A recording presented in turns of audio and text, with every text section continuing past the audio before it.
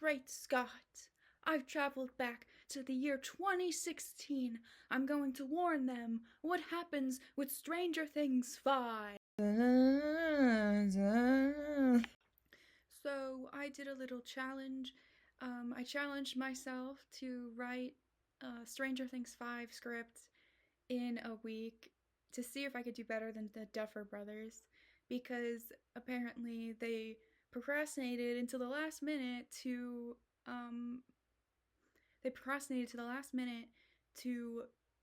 write the Stranger Things 5 finale, which I just I can't believe. Like I don't want to toot my own horn, but it's really easy to write a Stranger Things script, I'm not gonna lie, like especially since there's so many characters. So yes, I thought we could do a table read of my own script, because I'm just that self-involved. Okay. Okay, so this is the official Jess Sparkle Stranger Things 5 script. Let's go! Interior, day, radio studio. Voiceover. Hawkins hasn't been quite the same since the Upside Down world started merging with ours. Cut to reveal Robin Buckley. She is stacking records in her new job as a radio host for a now quarantined Hawkins. Still in voiceover. Something has changed. We have all felt it, but nobody wants to say. Everyone wants to pretend things are the way they have always been, but slowly children have been going missing, and parts of the Upside Down have been leaking into our world. Male voice off screen, camera pans. Wow, are you going to say anything, Robin? You've been staring at the wall for 15 minutes like a dork. This is Steve Harrington, Robin's work partner and friend of 3 years now. Robin. Yeah, I'm okay. I'm just a little out of it. That's all. Stayed up kind of late with Vicky last night. Steve. That's my girl. He gives her a triumphant high five. Steve continued. You ready? He gives her a countdown of 3, 2, 1, and proceeds to point to the flashing red live sign overhead. Robin. Hello, Hawkins. I'm Rockin' Robin, and tonight we're going to listen to a bit of an oldie but a goodie here, requested from... She sees the name and chuckles a bit and rolls her eyes. Robin continued, Mike Wheeler. This is Upside Down by Diana Ross. Exterior, later that night. Robin is walking home from work, and it is pitch black outside. Hey, Dingus, don't forget to lock up. She turns to Steve and tosses him the keys to the studio. Steve looks slightly concerned as he purses his lips. Are you sure you want to walk home alone tonight? I mean, Vecna could still be out there. Just because we haven't found him yet doesn't mean he's gone. I mean, it feels weird, but I still sometimes feel his presence around. Robin looks down for a second like she doesn't want to say the truth because she's afraid of what it might be. It'll be fine, Harrington. It's a 15-minute walk. I'll give you a call when I get back home. Steve. All right, just stay safe, Buckley. Steve turns the keys to his 1983 BMW 733i, of which he nicknamed the Beamer, and gives Robin one last look as he starts to back out from his parking spot. He honks the horn and speeds off. Robin starts to walk, but she notices the road is darker than usual. A car passes by, shining its headlights, and it feels like a foghorn in a lighthouse. It's so dark. Robin grabs a cassette tape from her jacket pocket and puts it in her Walkman. Upside Down begins to play again.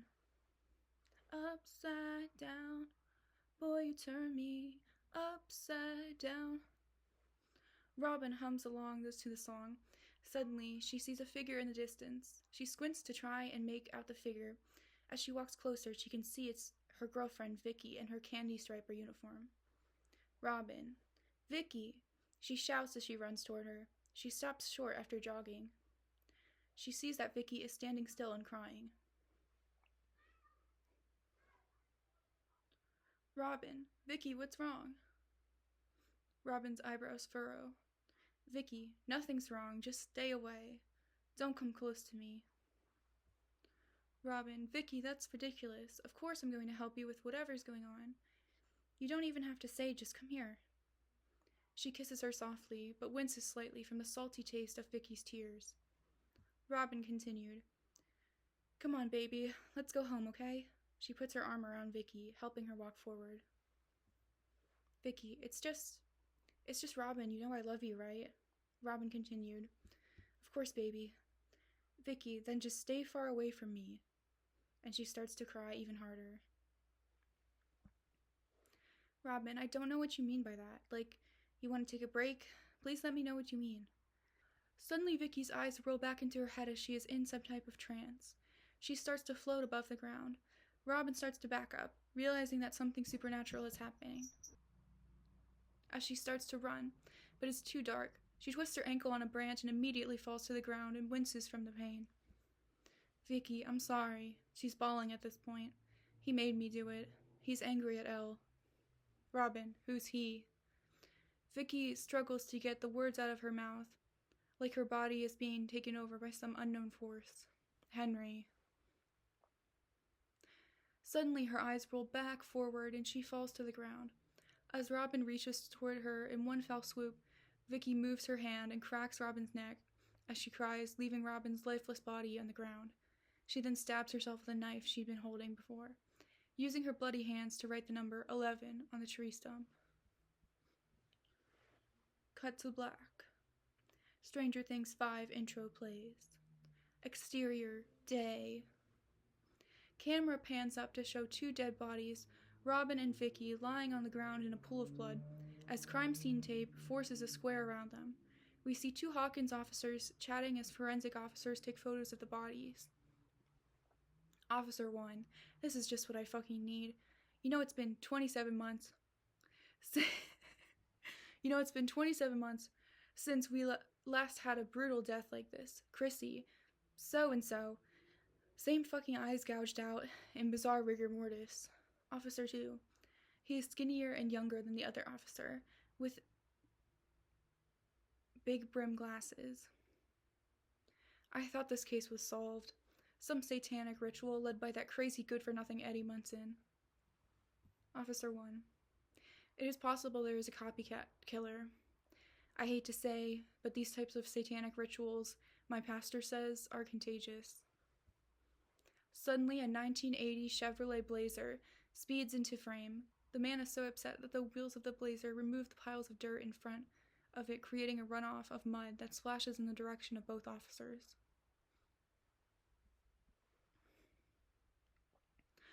A tall man steps out of the vehicle and tips his hat. This is Jim Hopper, Chief of Police in Hawkins. Officer 1, Before he can say a word, Hopper interrupts him. Jim Hopper, I know, he grits his teeth. You thought I was dead.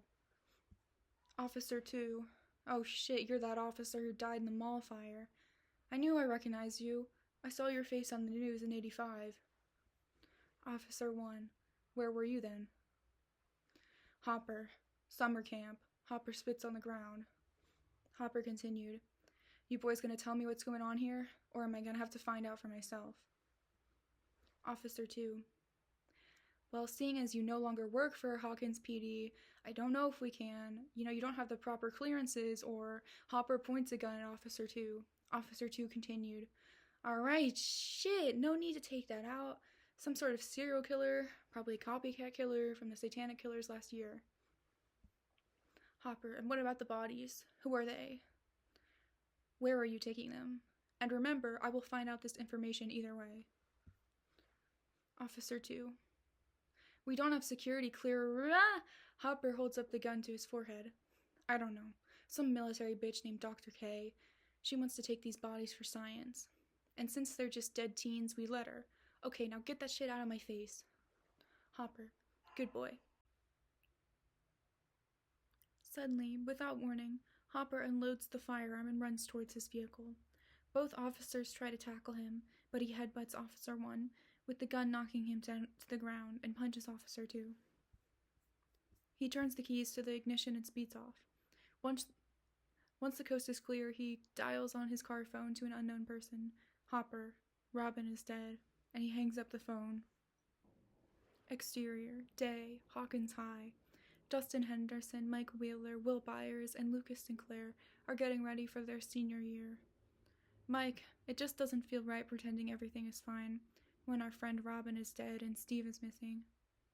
Lucas, and Max is in a coma. Dustin, and Eddie died. Well, we just gotta try and be positive, guys. He puts his arm around Mike and Lucas. We haven't heard from Vecna in almost 27 months. Maybe we scared him off, and there really is just some copycat killer. Everyone looks slightly annoyed at Will's positivity, but knows he's been going through a lot in these past couple years, so they let it go. I haven't felt a tingle in my neck or anything, and it's senior year. I don't think Robin, Steve, or Eddie would want us moping around. Will continued. This year is gonna be different. I can just feel it. Plus, now that Hawkins is quarantined, we have the military to protect us. It is revealed that the U.S. military not only resides in Hawkins, but soldiers escort students from class to class, and even to the bathroom. Dustin, no shit, welcome to the Soviet Socialist Republic of Hawkins. Suddenly, the bullies from the football team spot our gang of heroes. Bully 1. Oh, do not tell me that F-slur 1 and F-slur 2 came back for more. Will, hey, I'm not. Bully 2. Should we beat their ass now or wait until after school? Bully 1. We got it all. 2 F-slurs from California, a Satanist, and a Negro. A regular freak Brady Bunch. Bully 2. If you think because it's your senior year, we're going to go easy on you, you're so wrong. That freak Eddie Munson was held back 3 years, and we beat his ass every single year. Dustin, so just fucking do it then. I've got nothing to lose. Our friends have been dying almost every single year. It feels like whenever we meet a new person, they just die. We're cursed, I think. Suddenly, and without warning, one of the bullies vomits all over himself and the floor. Bully 1. Ugh, I don't feel so good. Probably drank too much at Jason's party last night. And I woke up with this weird rash on my arm. Probably drank too much at Jason's party last night. And I woke up with this weird rash on my arm. As soon as I come back from the nurse's office, your ass is grass. Bully 2 chimes in, ass is grass. Mike, well, that was strange.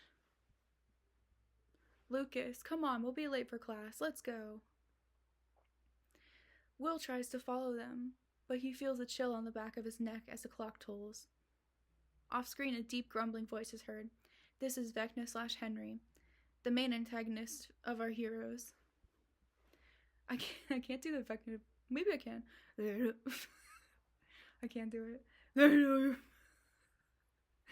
They know your secret, William, and they'll never accept you. Dustin, Will, are you coming? Will tries to pretend he heard nothing. He desperately wants senior year to finally be a year of peace after all the turmoil of the past couple of years.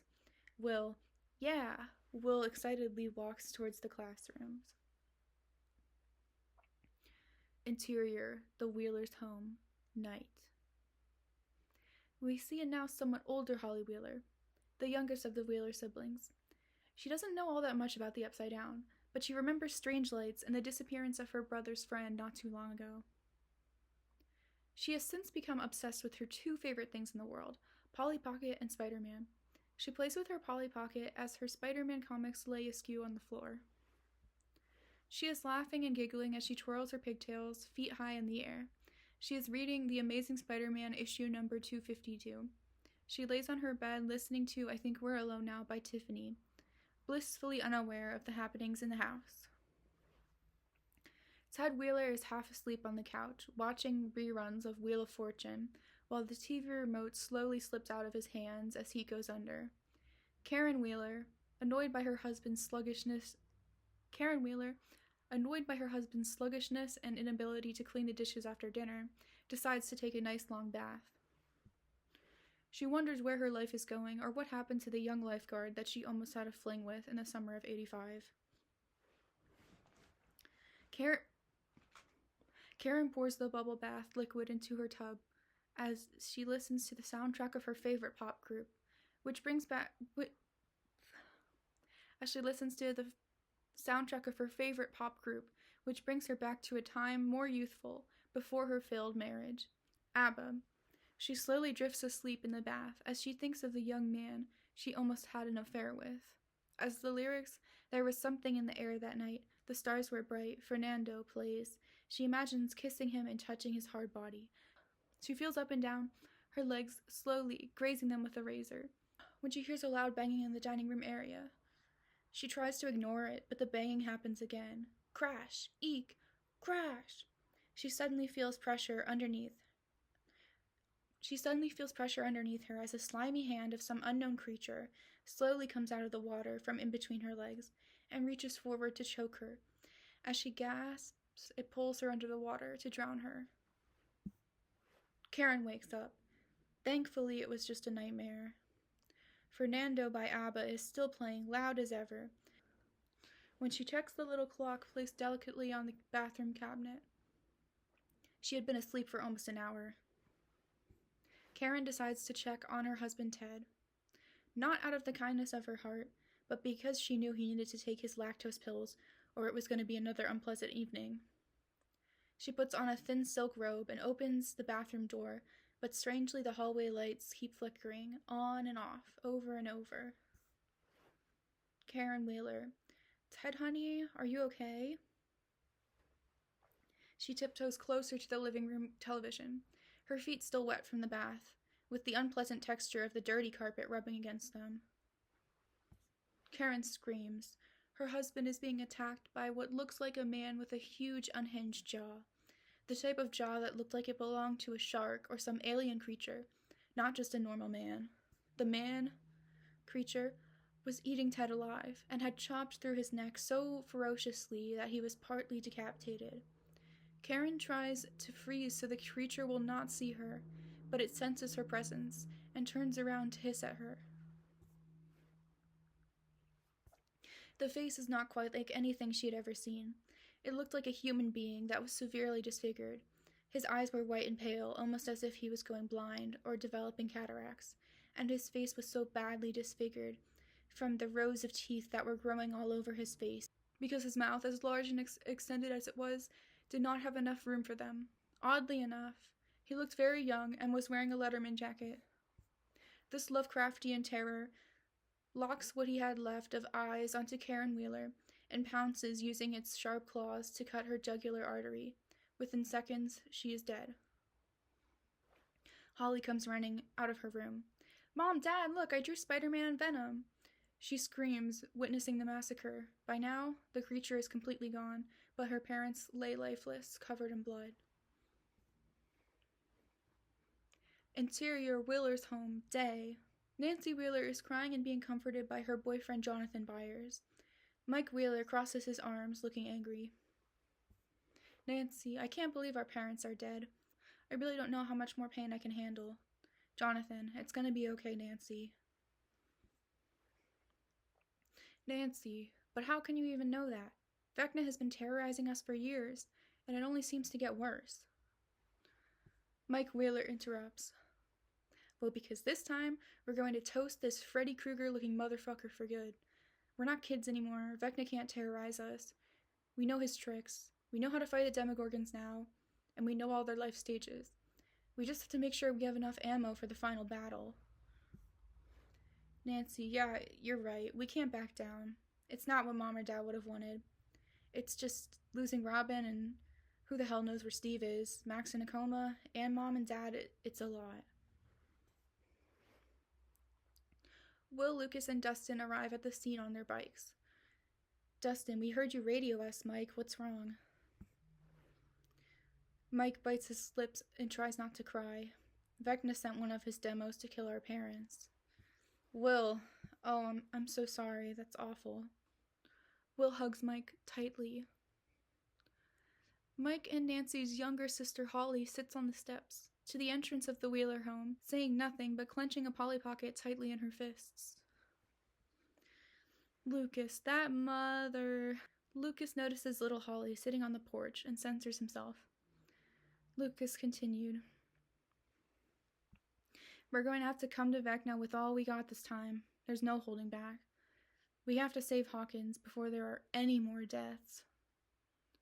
Well, what are we going to do? Hawkins is still quarantined by the military. We can't exactly just sneak in a bunch of illegal ammo. We're not Rambo, we're high schoolers. Jonathan, don't worry. I think I might know a guy. I'll give him a call. Suddenly, Holly points at Will and starts screaming and crying. It's him! It's him! Get him away from me! She runs inside to the police's dismay. It is an active crime scene. Will looks concerned. I guess your younger sister doesn't like me, Mike. Mike, hey, give her some time, okay? She was the one who discovered our parents like that. She just needs some time to adjust. Will, I guess. Will looks sad and insecure. Voiceover off screen. Vecna, they know your secret. Even Mike's sister can sense it. You're a freak. Will, I gotta go, guys. Mike, you sure? Will, yeah. Will starts to bike off. He's worried that his friends will never accept him. Interior, day, Byers' home. The Byers are having dinner while Jonathan is on the phone. Joyce Byers. Are you okay, Will? You've barely touched your meatloaf. Will. Yeah, Mom, it's just... Would you still love me if you knew I was different? Joyce. Honey, you know I would love you no matter what. Will. I know, it's just... I don't want anyone to treat me differently. Like my friends. Joyce. Well, if they're your real friends, then they won't treat you any differently, sweetie. Joyce takes a big bite of her mashed potatoes. Joyce hands Will a VHS wrapped in wrapping paper with a little bow. Joyce continued. Here, I got this for you. Hands Will the tape. It was kind of expensive because it's an early release, but I know you really liked it when it came to theaters this summer. Will. Thanks, Mom. Will hugs Joyce, but still seems upset. Jonathan is on the phone with Murray discussing important ways to smuggle ammunition to Hawkins, but uses code words because the military have the phones tapped. Jonathan, and 9 plus 2 is... I can't remember, but I think we need to figure it out. Also, I'm really stuck on this problem of 22 times 22, as well as 38 and 357, and I think we need to meet at the edge of Hawkins at 0200. Okay, yeah, sure, see you then. Later that night, Will is alone in his room, with the wrapping paper on the floor, watching a copy of Dirty Dancing that Joyce had bought him. He tries to enjoy the movie as he intensely tries to focus on Baby, but his eyes keep drifting to Johnny's sculpted arms. He pictures Mike kissing Elle and Lucas kissing Max and gets uncomfortable. It would be so much easier to just be like them. And he starts to cry and quickly ejects the Dirty Dancing VHS before he has to think about it anymore. Will hears Vecna's deep, disgusting voice behind him again, but this time even louder than before. They know. Will. They know. Will. Just shut up. Just shut up. Vecna appears in the mirror in front of Will, replacing his reflection. Vecna, hello, William. I've missed our chats. Will, stay away from me. Leave me alone. You just killed Mike's parents. Vecna, oh, William, I did no such thing. That was the military. I'm here to help you, William. Why do you think I chose you all those years ago? You were always a part of my plan. You're special, Will. Will, just stay away from me. You hurt me and my friends. Will tries to ignore him. He covers his ears with his hands in a desperate attempt to not let Vecna use his power on him. But as the rift between the Upside Down and Hawkins becomes thinner and thinner, it's harder to resist him. Vecna, your friends, Will, you know they would never accept you. You know who they are, and you know who you are. You belong in my world more than this world. They will laugh at you. Will, you don't know them. Shut up. Vecna, oh, but I know them very well, William. I can read their minds. They all know something is wrong with you. They just don't want to hurt your feelings by saying anything. But they know you're a freak. Will starts to cry. He's losing more and more strength the longer he spends near Vecna's influence. Vecna reaches through the mirror as his long branch-like fingers twist around and through the mirror like an octopus fitting into a small maze. He twists his body and contorts his head upside down until he is fully surrounding Will. Vecna, come here, my boy. Will starts breaking down, crying so hard and shaking. He puts his arms around and hugs Vecna. Vecna holds him tight. Vecna, it's okay, Will. Everything's going to be okay. As Vecna holds Will, they begin to merge, and Vecna's flexible vine-like body starts to tighten around Will sharper and sharper. He sticks his arm into Will's mouth and begins to climb inside him, partly through his mouth and partly through his ears, until he is entirely absorbed into Will. Will's eyes start to turn a dark brown into a lighter blue color. Vecna as Will. Oh, we are going to have so much fun together, William. Needle drop to Hungry Eyes from the Dirty Dancing soundtrack. Hungry eyes. Like that. Something like that. Hungry eyes. Exterior, nighttime. Late that night, Jonathan is hiking through the woods to meet Murray for the weapons drop. It is pitch black in the forest, and Jonathan has to go to the part of Hawkins that has slowly been absorbed by the rifts in the Upside Down. Ever since there was a tear in the Upside Down, parts of Hawkins have been rotting away. The edge of Hawkins, which is the most quarantined, has been turning black and rotten with dead trees, plants, and no signs of wildlife, with specks of ash floating through the air. Jonathan hears a noise in the woods. Jonathan, hey Murray, is that you? Murray jumps out from behind the bushes. Murray, who else would it be? Abbott and Costello? Murray smirks. Murray continued, I got what you wanted, Chief.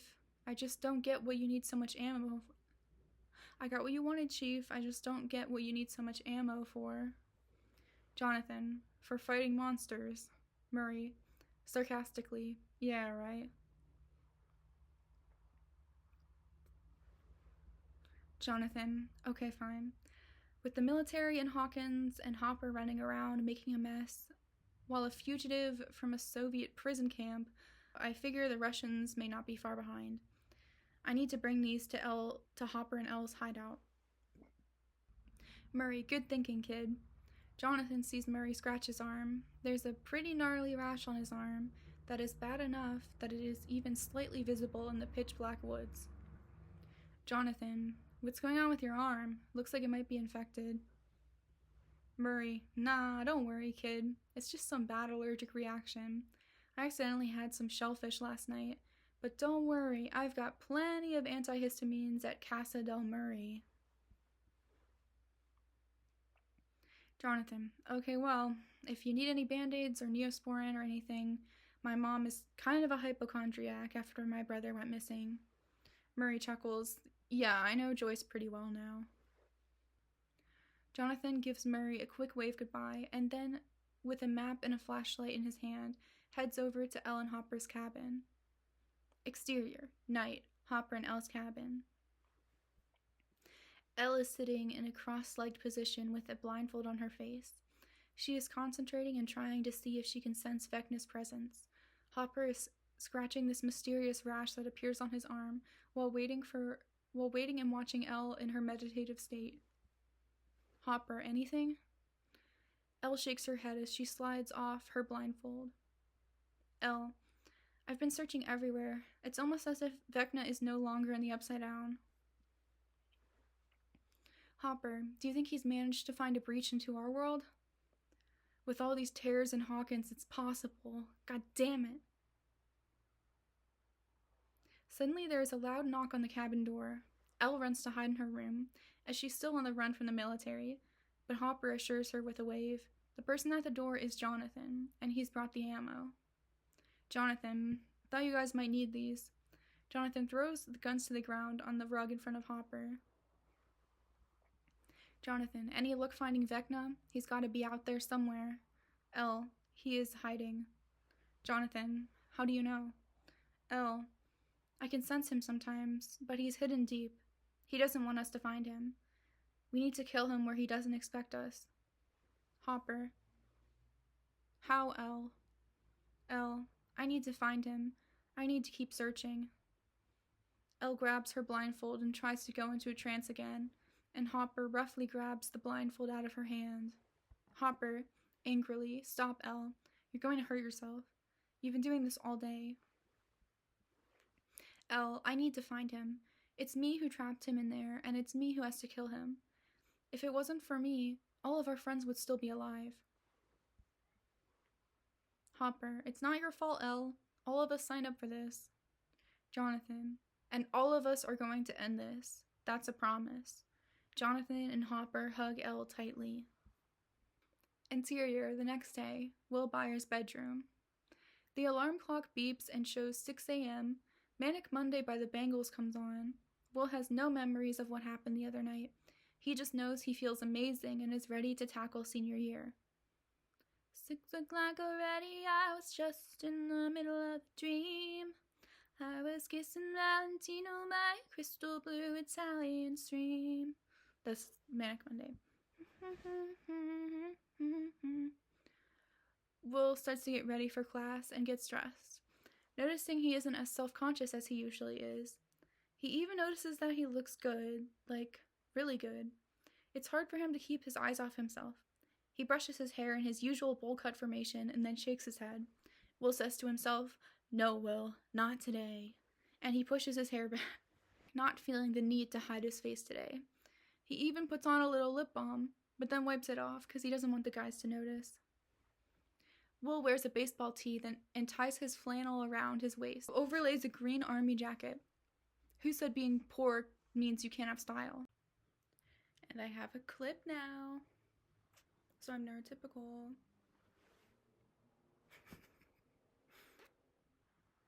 Will.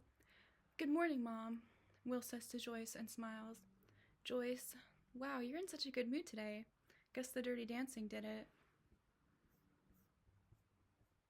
Will, yeah, maybe. Joyce, okay, well, good luck at school today. I packed your lunch along with some sunscreen in case the sun comes out. And some Band-Aids, because you never know. A Gatorade for the electrolytes, and... Will smiles. Come on. It'll be fine, Mom. But thanks. Joyce, I know, I worry about you, and knowing that thing is still out there, and that he may even possibly have a connection to you, just worries me even more than you can imagine. It'll be okay, Mom. Ella's training hard with Hopper. We're gonna get Vecna this time. This time it's gonna be over for real. This is the year where things finally go right. I can feel it. Joyce. Okay. I love you, sweetie. Joyce kisses Will on the cheek. Will gets onto his bike to head towards Hawkins High. Everything seems brighter today. The birds are singing and there is an almost evanescent glow over the trees. Exterior, Hawkins High. Will sees his friends and runs over to them. Will. Hey guys, in unison. Mike, hey, what's up? Lucas, hey. Dustin, hi. They sound bored. Will, why so glum? Mike, well, my parents just died for one thing.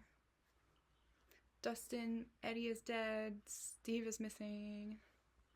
Lucas, Max is in a coma.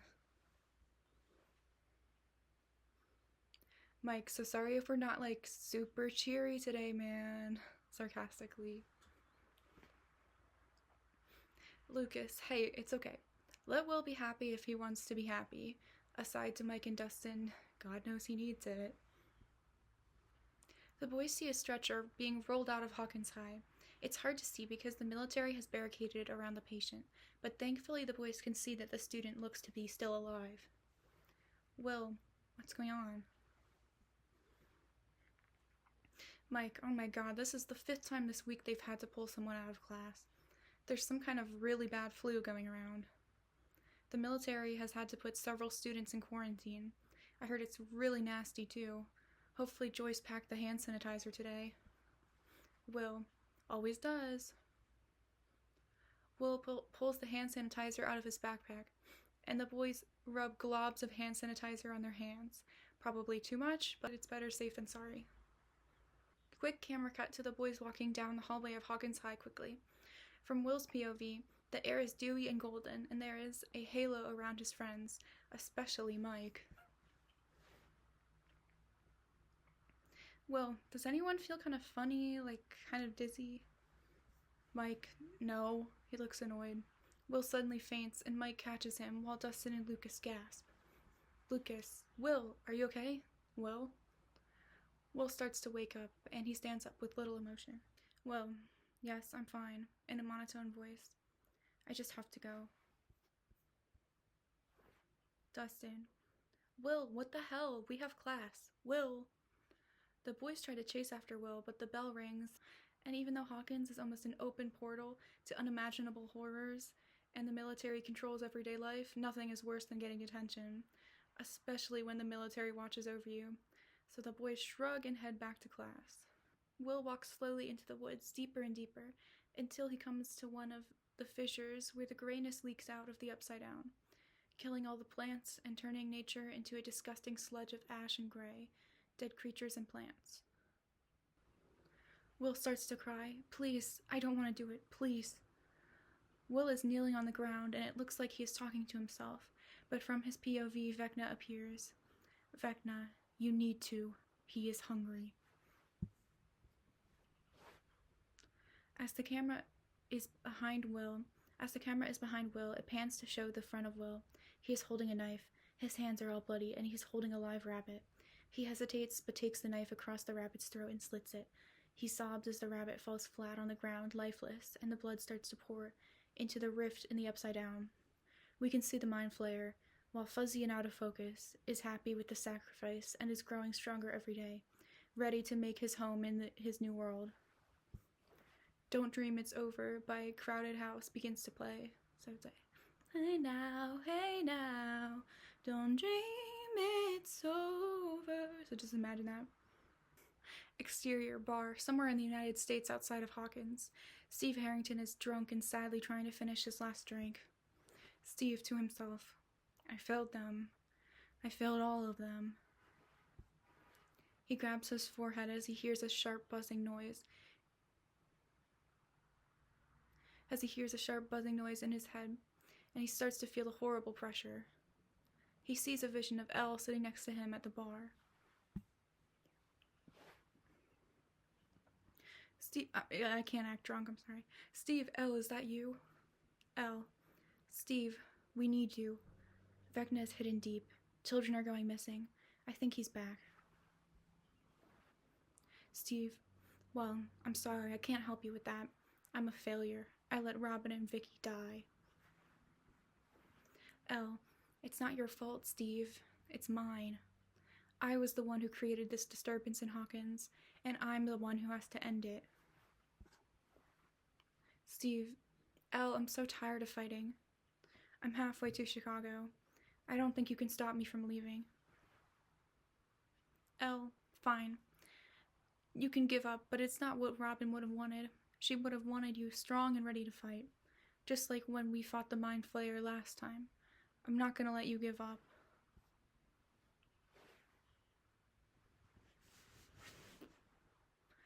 Steve starts to sob and hugs the version of Elle in his mind.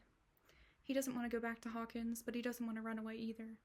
He decides at this moment that he doesn't want to let his friends down, to let Robin down. He downs his drink and slams cash down on the table, and thanks the bartender for his time, knowing that this is probably the last time they'll see him. Elle removes her blindfold as she is sitting cross-legged again in the cabin. Hopper is watching over her. He's doing research in the town archives on a Dr. K. The newspaper headline reads, August 15th, 1987 issue. A small town in Indiana is quarantined due to a radioactive leak, and scientist Dr. K leads research team on the frontier of new discoveries. Hopper scratches the rash on his arm. It is spreading, and has an almost scale-like texture. Elle speaks aloud to Hopper. I was able to find Steve Harrington. He will help us now. Hopper. Good job, kid. We're gonna need all the help we can get. Hopper starts to cough furiously. Just imagine I'm good at acting. Starts to cough ferociously. Elle, are you okay? Hopper. Hopper falls into a coughing fit and Elle reaches to get him a glass of water from the sink and tries to get him to drink it. As soon as he tastes the water, he gulps down the entire thing, almost as if he needed that water. He drops his arm to reveal the rash that has been traveling up his lower wrist. Elle gasps when she sees how infected it looks. Elle, Hopper, you need to lie down. That looks horrible. Hopper, weakly. It's just some allergic reaction. I was doing my rounds in the woods the other night looking for Vecna and I ran into some poison ivy. It's no big deal. Elle, don't lie to me. It looks like you're in a lot of pain. Hopper, starting to lose his temper. Well, that's what happened. I'm not lying, damn it. Elle, I'm going to call Mike. You need to see a doctor. Please lie down. Later that night, Mike arrives along with Will, Dustin, Lucas, Nancy, Jonathan, and Joyce. Joyce, oh no, my baby. Joyce kneels down to kiss Hopper's forehead. Will and Jonathan in unison. Gross, Mom. Joyce to Will. When you have a girlfriend, sweetie, you'll get over it.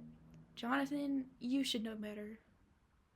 Mike happily kisses Elle, as they have not seen each other in a long time, since Elle is hiding from the military.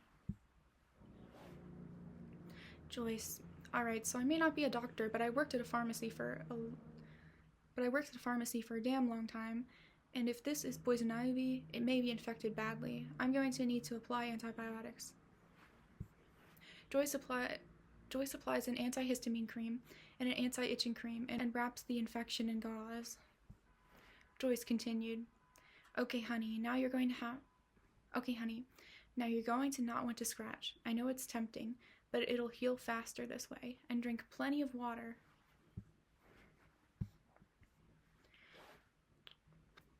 Joyce gives him a little peck on the lips. Dustin. This is what you wanted us to come down here for, Elle? You made us think Hopper was about to die. Elle, well, maybe I overreacted, I don't know.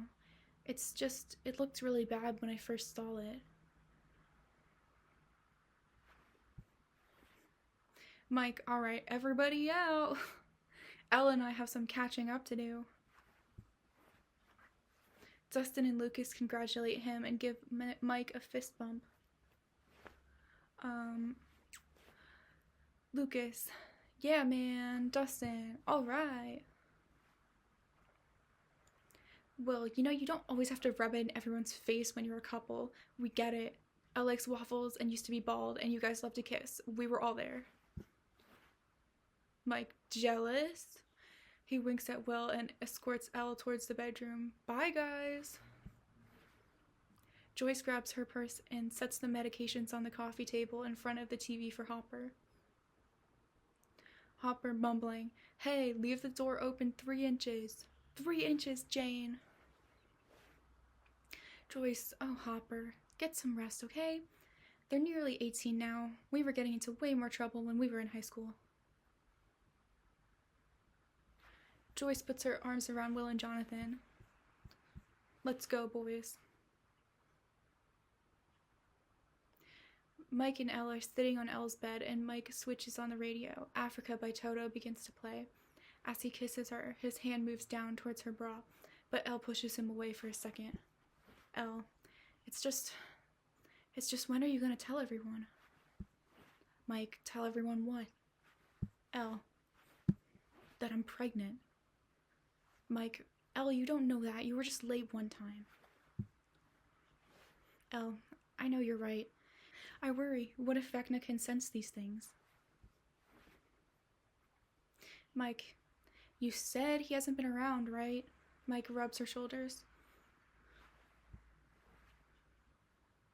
Elle, I said I have not seen him, but I have felt him. He's just buried somewhere, very deep, almost subconscious. Mike, we will catch him. We always do. Mike leans back in to kiss Elle, and they start to kiss passionately. Ooh. I don't know why I'm saying that. I wrote this. He lays her down on the bed and takes her shirt off. As he begins to unhook her bra, there is a loud thumping noise on the roof of the cabin. Mike, what was that? There's a loud knock on the door, and sounds of someone or something pressing against it. Mike, shit, what if it's the military? Stay here, Elle. I'll go see what it is. Mike grabs a gun and puts it in his pants as he tiptoes up to the front door. He opens the door, and to his surprise, he finds Murray laying on the ground. Oh, Mike says to himself. It's just Murray. It's just Murray, he shouts to Elle. Mike continued. Hey, Murray, are you okay? You don't look so good. Murray, hey, Mike, Murray is cut off because he grabs his stomach and projectile vomits onto Mike, covering him with a shower of vomit. Somehow, Hopper is still asleep on the couch, but Elle runs out to see the commotion. Elle, oh my, Murray, are you okay?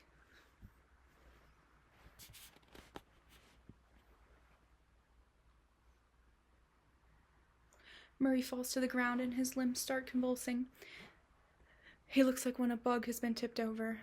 He starts seizing and foam starts to come out of his mouth. Mike wipes the vomit out of his eyes. Mike, shit, I think he's having a seizure. Shit, I think he's having a seizure. What do we do? Elle, I don't know. We can't call 911. The military can't know my location. Murray in a guttural voice. Help me. As Elle and Mike try to hold Murray, he whamps his head against the pavement violently to escape them. His eyes start to become white and milky, and his human skin starts to peel off, revealing an amphibian-like scaliness underneath. Pointy teeth start to multiply inside his mouth, and there are so many teeth that they start to grow out of his head and ears. His jaw breaks open to become wide enough to eat his prey. Horrified by this transformation, Mike and Elle start to run away as the half-Murray, half-Demogorgon catches them in his talon grasp and tries to take a bite out of Mike's leg. Elle uses her psychic powers with a hand movement to throw the monster up into the air and back onto the ground, over and over, in the hopes of breaking its skull. Blood runs down Eleven's nose as she uses her powers, and she wipes it away with her hand. Hopper comes bursting through the door, holding a flamethrower, because he knows that Demogorgons are afraid of fire. The creature hisses at the sight of it and runs back into the woods. Elle tries to use her powers to snap its neck, but the creature becomes too far out of her sight. Elle to Hopper, I thought you were resting. Hopper, well, I woke up pretty damn fast after that. What the hell was that? Was that Demogorgon wearing glasses? Mike, it's Murray. He transformed before our very eyes. Something is making people in Hawkins transform into monsters. Elle, solemnly. Henry. Hopper, no. He points to the newspaper headline on Dr. K. I think I have an idea who is behind this. Mike, you think the military would treat Hawkins like their own personal petri dish?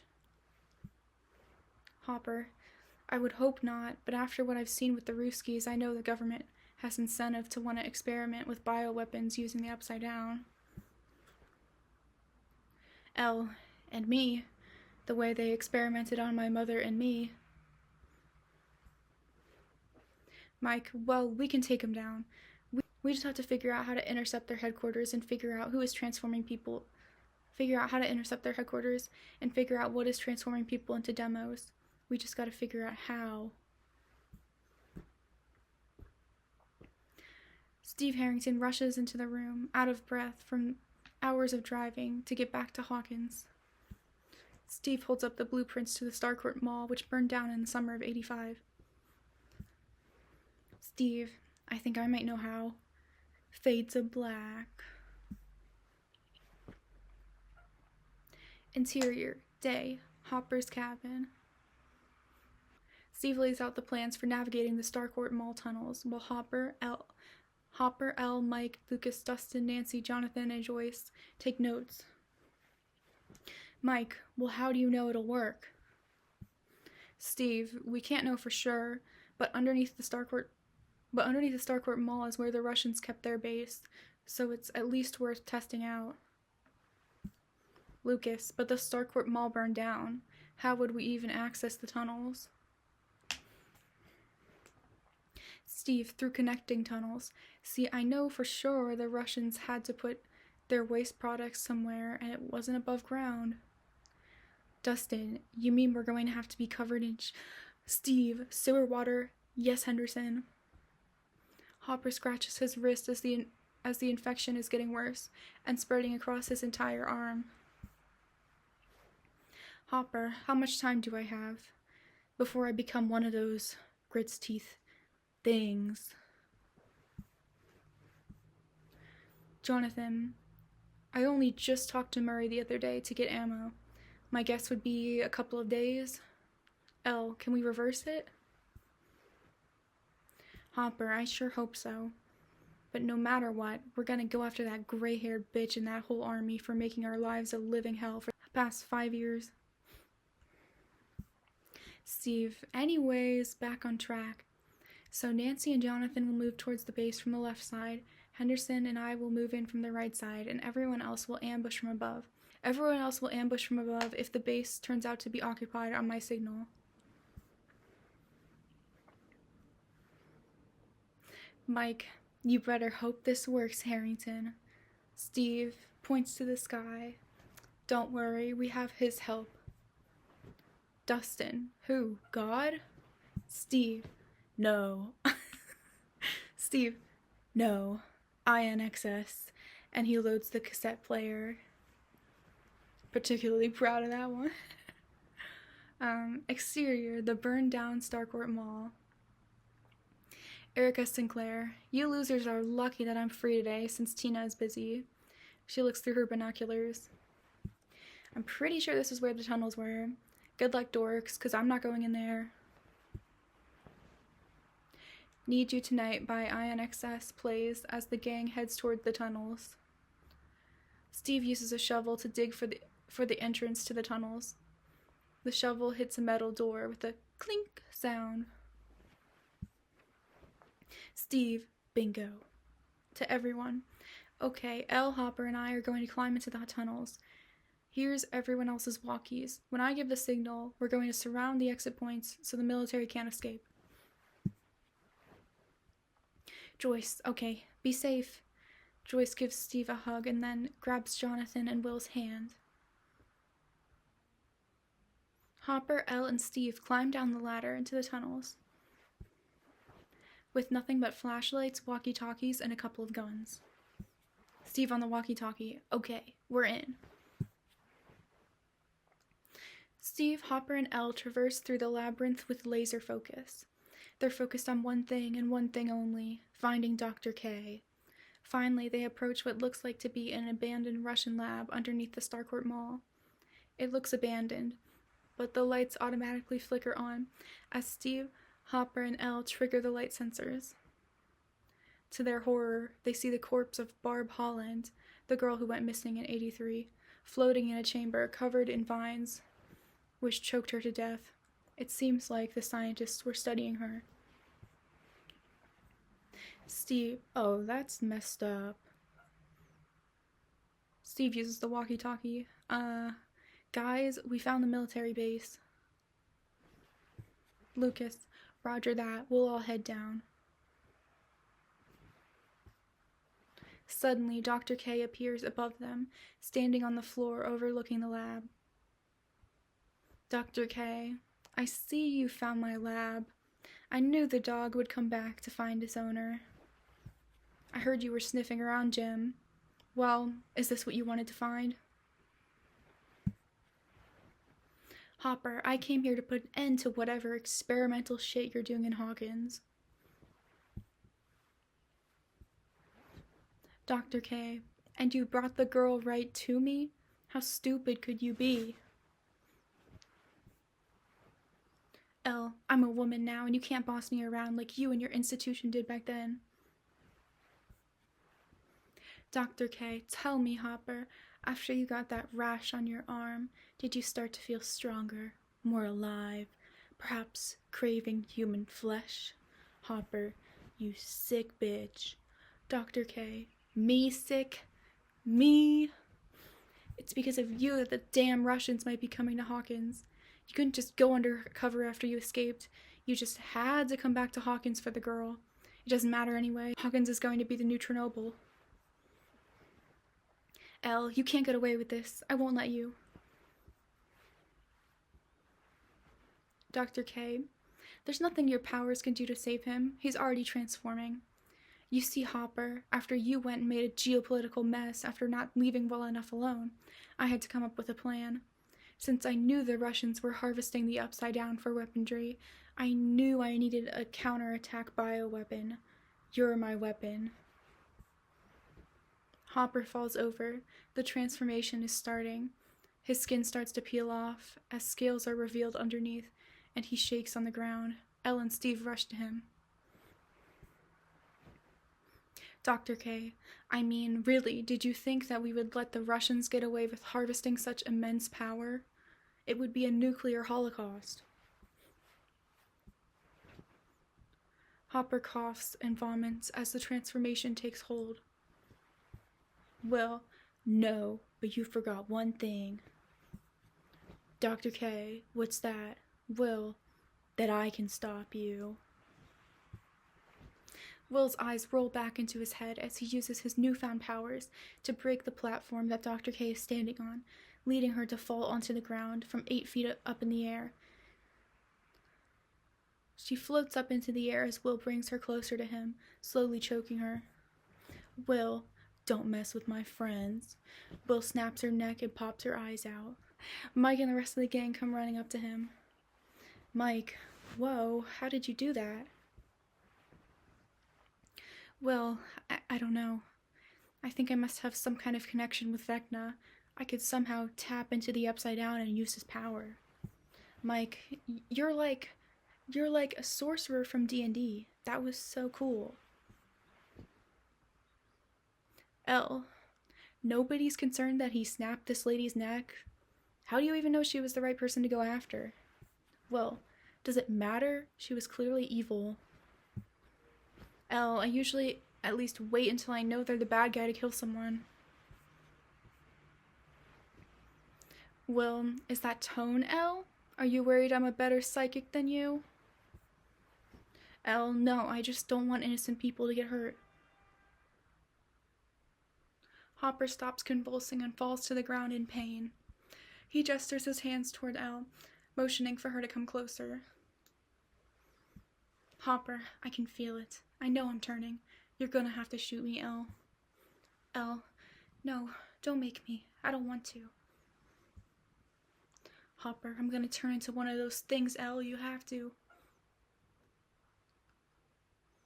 Elle starts to cry and holds Hopper's hand. Elle, no. You're gonna come back with me to the cabin. We're gonna find a cure. I won't let you die. Elle takes Hopper and swings his arms over her shoulders,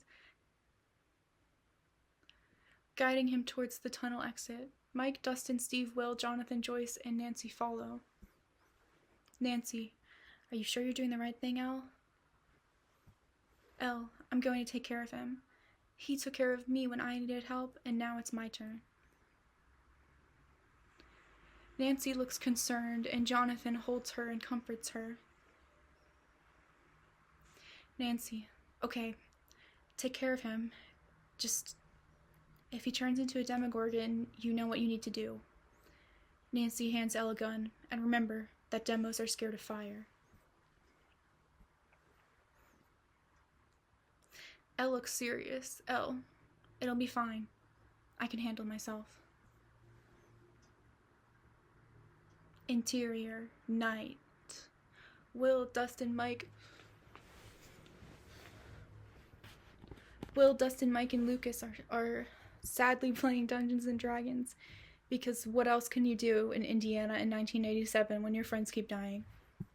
The only person who seems to be slightly enjoying himself is Will.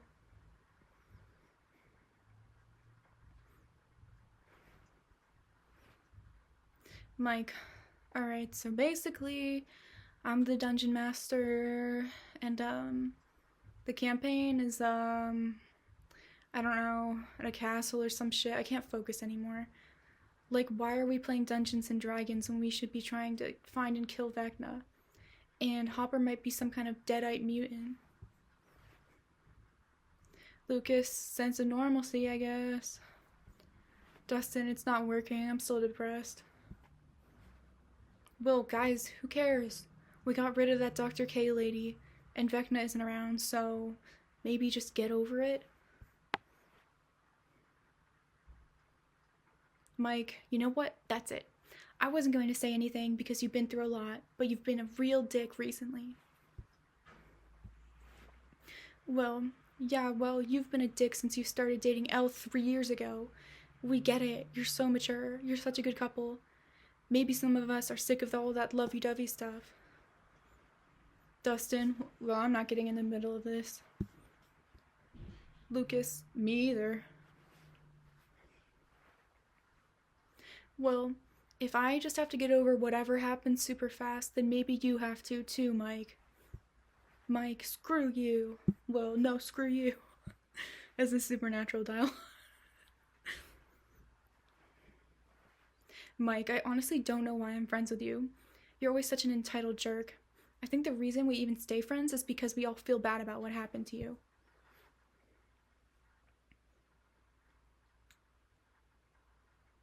Well, don't feel bad then. I know it's easy for you to ignore me. You do it all the time, so why stop now? Mike, fine. Will, fine.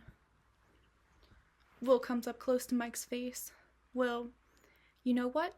Sometimes I think Vecna should win, and we'd be better off dead. Mike comes up even closer to Will's face. Mike, don't you dare say that. Vecna massacred my parents. Take it back. Will, make me. Mike goes to hit Will on the face, but Will grabs Mike and kisses him to the shock of Dustin and Lucas. Lucas, what the? Dustin, you can do that? Mike clenches his fists in anger. What the hell do you think you're doing? I can't cheat on Elle. She might be pregnant, you dig. Lucas, what? Dustin, well, I'm out of here. This is clearly not going anywhere good. Lucas, yeah, me too. Let me know when you guys figure out gestures up and down, whatever this is. Dustin and Lucas exit up the stairs. Mike, I think it would be good if we don't talk to each other for a while. Well, Mike, just don't say anything. It seems like you got a lot to figure out, and I have a girlfriend who needs help saving the world.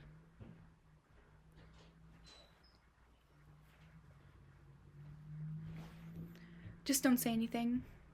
It seems like you got a lot to figure out, and I have a girlfriend who needs help saving the world. Maybe you can go watch Dirty Dancing. Will runs out of the Wheeler house in tears and walks along the dark street alone. As he walks further towards the Byers' home, Vecna appears in front of him. Vecna, see, Will? Your friends will never accept you. You belong with me.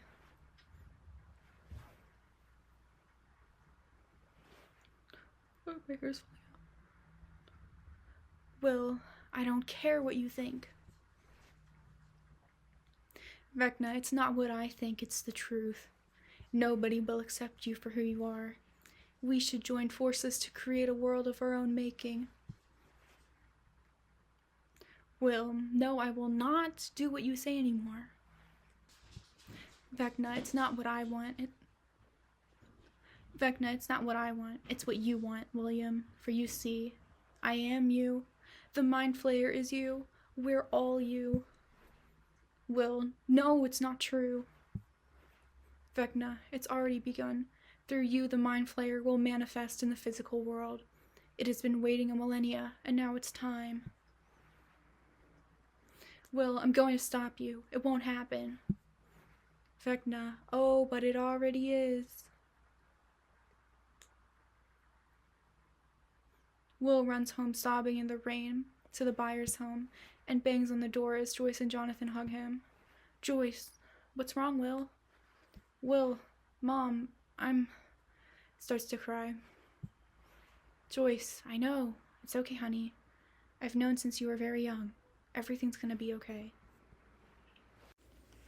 Okay, I'm gonna do the rest in a voice memo because I'm tired of filming. Thank you. Alright, let me just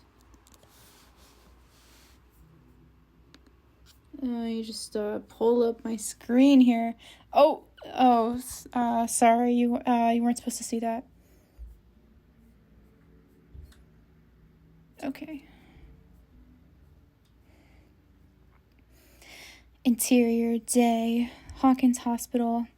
Max Mayfield has been in a coma for months and has gone blind with no ability to use her legs either since her battle with Vecna previously left her close to death and forever disabled. Her mother, Susan Hargrove, holds her hand and reads to her as Evil Dead plays on the hospital TV. Susan, Max, if you can hear me, we all love you and we want you to wake up. Suddenly, Max clenches her mom's hand extremely tight, and Susan winces and lets go. Max starts convulsing in her hospital bed. She sees visions of Will being possessed by Vecna. She wakes up from her coma screaming. Susan, Max, what's wrong? Max, he's back and he got Will. Max collapses back into the bed, shaking and crying. Max continued, call my friends. Susan, okay, sweetie. Max, now! Interior day, Hawkins Hospital. Elle, Mike, Dustin, Lucas, Nancy, Jonathan, and Joyce surround Max, discussing their plans to defeat Vecna. Elle, okay, what did you see in your vision? Max, I'm trying to remember. I think I saw Vecna go inside Will, like they're somehow becoming one being. Joyce, is there anything we can do to save my son? Jonathan, where is he right now? Joyce, I don't know. He said he was going for a walk. Is that bad? I shouldn't have left him alone. Oh no, it's just he's been going through such a tough time. I don't know. Mike, I'll say. Joyce, you saw him recently? What happened? Mike, we got in a huge fight and, under his breath, other stuff. Elle, we need to find him. It's our only chance of defeating Vecna. Max gets another vision and starts ferociously scribbling on paper. She roughly sketches long arms and legs and an all-black figure. She has drawn the Mind Flayer. Max, they're trying to bring him into this world. He is hungry.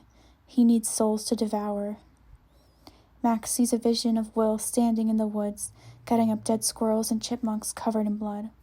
Max starts shaking again. He's in the woods, by Ellen Hopper's cabin. You need to go find him now. The gate is almost open. Max starts crying and shaking back and forth.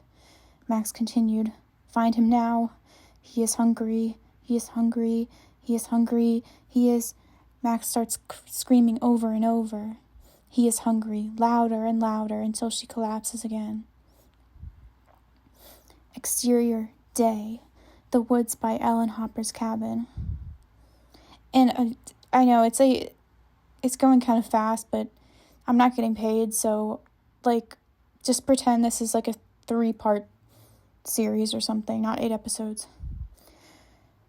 Joyce, Elle, Dustin, Lucas, Nancy, and Jonathan see the back of Will's head and slowly approach him. He's surrounded by slaughtered animals. Joyce screams, Will! Will turns around, and his eyes are a piercing blue. Vecna, as Will. Stay away from my vessel. Vecna growls and uses his powers to push the group farther away and off their feet. Joyce angrily steps forward. Joyce, that's not your vessel, that's my son. Vecna, as Will. Not anymore, Joyce. Your son is gone. He is the vessel for bringing in the new god of our world. He will bring a reign of terror and suffering for billions of years. Elle steps in and tries to use her powers to push him down, but Vecna/Will steps in and slams her against a tree. Joyce, listen, Henry. I know you. We went to high school together. I know you hate being alone. Do you really want to separate a mother from her son?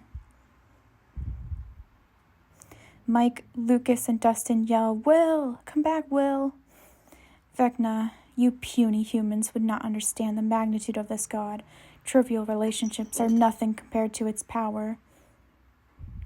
The wind starts to pick up and howl as Vecna/Will try to complete the summoning ritual for the Mind Flayer. Vecna, he is hungry. He needs to feed. Vecna pulls the group up into the air and tries to crack their bones, but Mike comes forward. Mike, wait. But wait. I'm going to say some things I should have said a long time ago. You're right, Will. I haven't been fair. Vecna suddenly drops the group to listen to Mike. Perhaps there is still some part of Will in him buried deep. Mike continued. You're right. I've been a shitty person, and I've been a shitty friend. Clearly you have been struggling, and I ignored it all. He gestures to Lucas and Dustin. We ignored it all. I've ignored you, and I've ignored your feelings to go be with Elle. But the truth is, I'm scared. We're all scared. We've never had to. I've never had to. You brought up some confusing things in me that I never thought could be real. The truth is, I love you, Will. Your mom, your brother, Nancy, Steve, Dustin, Lucas, Max, we all love you. We want you to come back. Will's eyes shift from blue to brown. Will, I love you all, which is why I gotta do this. We can't let the Mind Flayer be released into Hawkins. I'm Vecna's last physical tie to Hawkins. If I'm gone, he can't break through anymore. Will takes the knife he used to sacrifice the woodland animals and slits his throat, and Vecna screams from within him. Joyce, Will, no! Vecna starts to scream in pain as Will's body dies and everyone starts to cry. Jonathan, Will, don't go. We love you. Will bleeds out and dies, but smiles knowing he didn't die in vain, that all his struggles over the years meant something, that he, a 17-year-old queer kid from Hawkins, Indiana, was able to save the world from the Mind Flayer and Vecna. With Will it began, and with Will it ended. Flash forward to 1993. Mike Wheeler has become obsessed with trying to find Will. Somehow he believes Will is out there, maybe trapped in the Upside Down with Vecna. He is in an attic of a large Victorian seaside mansion, looking over newspaper headlines. November 1987. Mysterious death of local teenager potentially involves animal sacrifices. Mike, we'll find you. We will find you, Will. I know you're out there somewhere. Slowly the camera pans throughout the historic mansion and picture like the Winchester Mystery House. That's what and it's in San Diego too. To the outside where it shows the wooden sign saying Jane's School for Extraordinary Girls. Elle is sitting in the living space with her 6-year-old daughter Teresa, telling her the story of her life and her adventures in Hawkins. Teresa, so the mysterious death was never solved? Elle, no, but Papa thinks he's still out there, and that's what he has devoted his life's work to, finding Will. Perhaps with future advances in technology, he will be successful. Teresa, I hope they find him. I want to meet him. Elle, yes, he was an amazing person. He saved the world. We wouldn't be here today without him. Teresa, is it my turn to feed Grandpa today? Elle, well, okay, Terry, but you have to be careful, okay? Do you know what he likes? Teresa, Three Musketeers.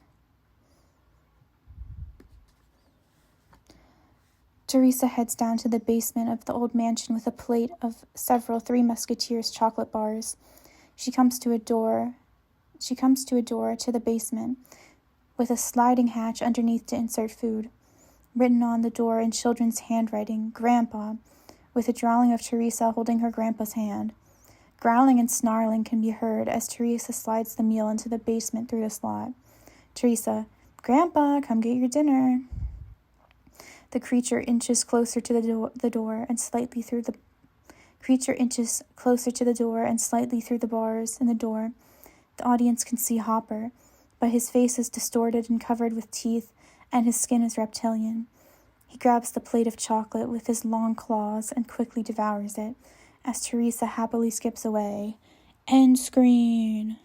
Stranger Things 5 Rewrite, written by Jess Sparkle. Yay, I hope you guys, I hope you enjoy my rewrite. Thank you.